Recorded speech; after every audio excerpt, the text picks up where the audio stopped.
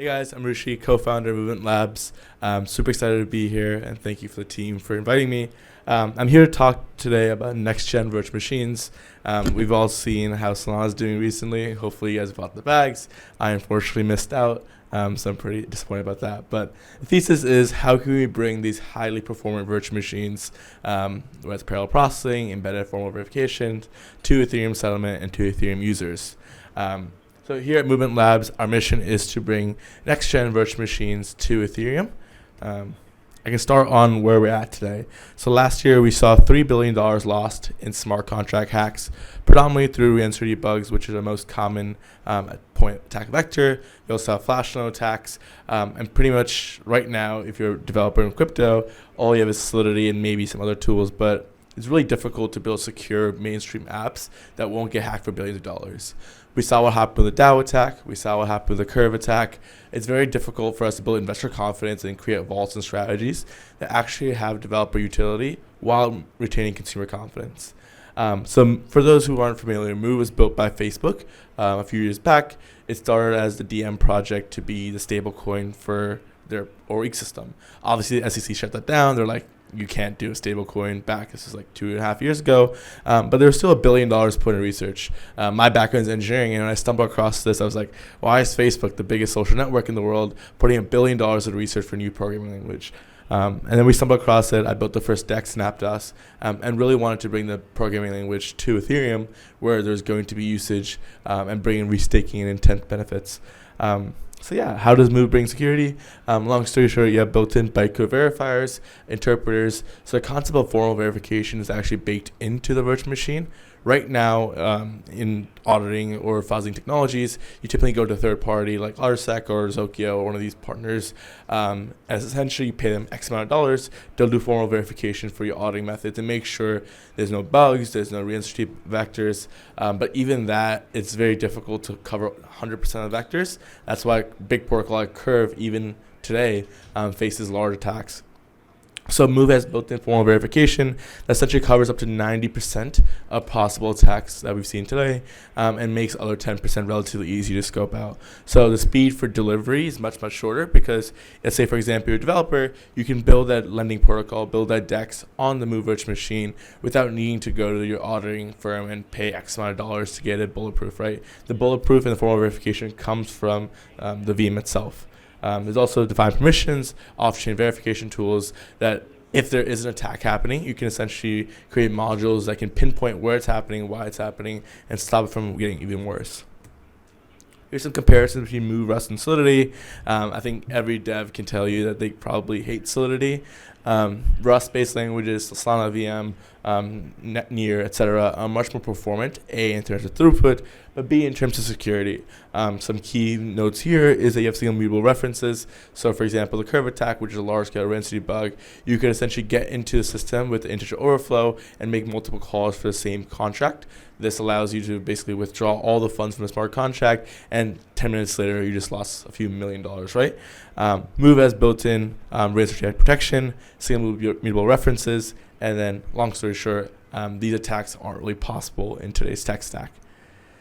We can look at a case study for reperform vaults in August 2022. They were hacked from oversight in ERC 4526, where the user was able to withdraw $1.7 million.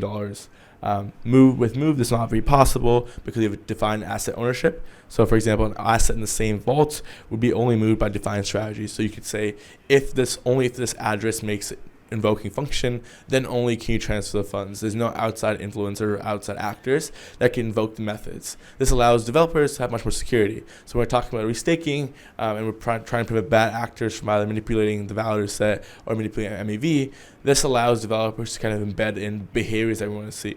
So if you are restaking assets, you can say, okay, if this user wants to restake this X amount of ETH and secure the network and they aren't behaving properly, you should slash them accordingly and don't let the transaction go through. With Solidity right now, these methods aren't possible, so it makes the developer experience much difficult. Here's a little bit about where we're at. So one of the benefits of our tech stack is actually we're fully EVM compatible. So even though that we do use Move under the hood through the virtual machine, we essentially have a transpiler when any Solidity code can launch. it transpiles down to move bytecode and launch it on the virtual machine. The concept of transpilation is pretty native to us because we always seen the next gen virtual machines were cool, right? Solana virtual machine obviously is very powerful. Aptos and Sui obviously have very powerful virtual machines, but it's very difficult to get builders A, to leave the Ethereum network, leave Ethereum settlement, and B, use other programming languages. So what we found is that we can build a transpiler that allows, let's say for example, an Aave smart contract or a Curve smart contract to be deployed on SDK, transpiled down to intermediary, which is called UL, which is a low-level assembly format, and then compiled down to move opcodes. So you have 146 Solidity opcodes, and you can map that to 54 move opcodes and launch it on the virtual machine. So what you actually get is embedded auditing for these Solidity functions. So when you are launching these restaking functions and intent mechanisms, you're able to actually have much more security around that, as well as having the throughput benefits that we've seen with parallelized VMs. Here's a little bit of our tech stack and where we're at. The last slide is not there, but we're actually launching the first rollup on Ethereum, where you have the Move virtual machine building onto a ZK rollup on top of Ethereum settlement. We're working with different DA layers. We're announcing a Celestia partnership next week. And then we have a Snowman consensus that powers the shared sequencing. So essentially, you have the Move virtual machine execution layer. You have a Snowman consensus for shared sequencing, Ethereum as settlement, and then Celestia as DA, as well as some DA partners we're working with, like EigenDA, Avail, and Near. Here's some developer tooling we're working on. So we have Movement SDK, which is Fractal. That's a transpilation I was referring to. We have Modular Move VMs. So what we found is a lot of different ecosystems are interested in these next-gen VMs, like Polkadot, Near, Ethereum itself, are all interested in bringing this next-gen virtual machine technology, like the Solana VM and the Move VM, to their tech stack. But previously in the past, monolithic chains have not been able to provide alternative execution environments for builders. So if you're in Ethereum, you're using the EVM. If you're in Solana using SVM, there's no intermingling.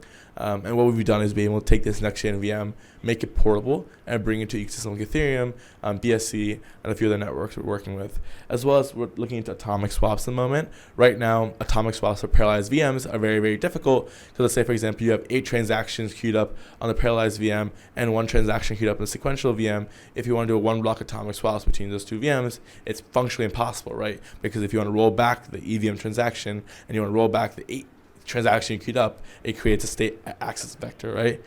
So what we've done is able to actually store state snapshots. So let's say you have 8 transactions queued up on the parallelized VM and a transaction queued up on the EVM.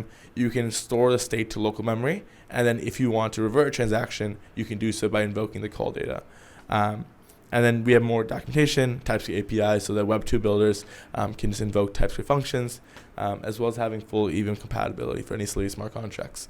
So the way we approach it is we believe next-gen VMs and next-gen technology is going to take over the market. We've seen the narrative kind of heat up in the last few weeks especially. And we believe that if we're going to bring it to Ethereum, bring Ethereum settlement and security to the technologies that we're seeing, so bring the 146,000 TPS, as well as the parallelized VMs and state provers to Ethereum settlement, that would be really powerful. The overall bigger picture is having both the Aptos and Sui virtual machines in one ecosystem. Right now, the state of Move is pretty fragmented in that you have Aptos Move, you have Sui Move, but no interoperability in between both ecosystems. Projects and users from both chains can get benefits of Move without having to leave the ecosystem they're on. So typically, if you're a next-gen chain, you have a new wallet experience, you have a new APIs. What we've done is really been focusing on how can we make MetaMask compatible, how can we work with Infura, Consensus, and keep the developer experience as same as possible, which allows these protocols, which are typically EVM, to directly integrate, which is particularly interested for restaking actors and partners.